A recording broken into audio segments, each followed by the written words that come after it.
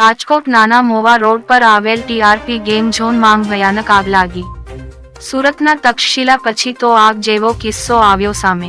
ભયાનક કાકાને emergency exit ન હોવાના કારણે મોટી જાનહાનિ. ફાયર બ્રિગેડ અને ઇમરજન્સી 108 તત્કાલ બચાવવામાં લાગી. મોટી દુર્ઘટના કારણે લોકોના ટોળા જોવા મળ્યા. મળતી માહિતી મુજબ 22 વ્યક્તિઓના મૃત્યુ પુષ્ટિ કરવામાં આવી. 20ની વધુ ઘાયલ. ટીઆરપી ગેમ ઝોનના માલિક યુવરાજસિંહ સોલંકીની ધરપકડ કરવામાં આવી.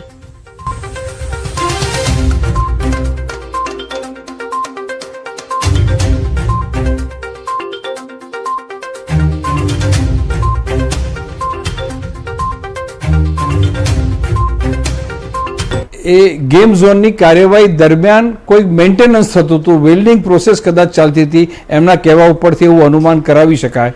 તો એ વેલ્ડિંગ પ્રોસેસ દરમિયાન કોઈ સ્પાર્ક પડ્યો અને કદાચ આગ ફેલાઈ ગઈ, એવું પણ એક અનુમાન આપની સમક્ષ આવી રહ્યું છે.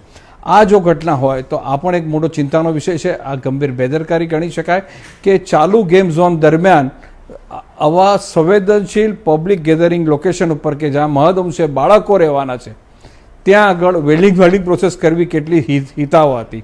બિલકુલ મંજૂરી ના આપી શકાય. એનો એક મેન્ટેનન્સનો દિવસ નક્કી કરવો જોઈએ.